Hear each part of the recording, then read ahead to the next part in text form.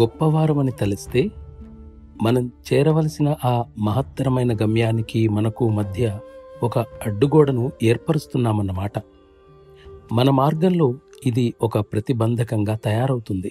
దీనివలన మనకు జరిగే హాని ఏమిటి? ఎప్పుడైతే మనం అధికులమని తలుస్తామో అప్పుడు ఇతరులు అల్పులనే భావం మనలో ఏర్పడుతుంది. ఇప్పుడు ఏ మార్గం ద్వారా మనం పయనించాలో అది కూడా మూసుకుపోతుంది.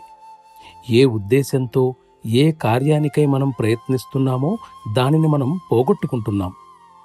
ఒక వ్యక్తి తానింకొకరికన్నా ఒక విషయంలో అధికుడను అని మనస్సులో తలచినప్పుడు అది విభిన్న రూపాలలో మార్పు చెంది ఎటువంటి మేలు చేయకపోగా పైగా అహంకారాన్ని పెంపొందిస్తుంది.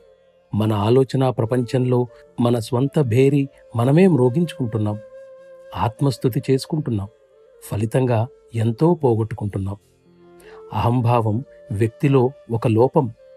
దీన్ని తొలగించనంతకాలం వ్యక్తికి తన ఆధారం ఏమిటో తెలియదు. వ్యక్తిలో ఈ లోపాన్ని పూర్తిగా తొలగించినప్పుడు ఒక స్థితి ఏర్పడుతుంది. ఆ స్థితిని ఈ ఆధారం అనే పదాన్ని ఉపయోగించి విశదీకరించడానికి ప్రయత్నం చేశాను. అట్టి స్థితిలో జీవించటమే మానవ సంస్కృతి. ఆ స్థితి కొద్దిగా చిక్కబడితే అది అణకువ లేదా నమ్రత అనే గుణంకల రంగంలోనికి ప్రవేశిస్తుంది.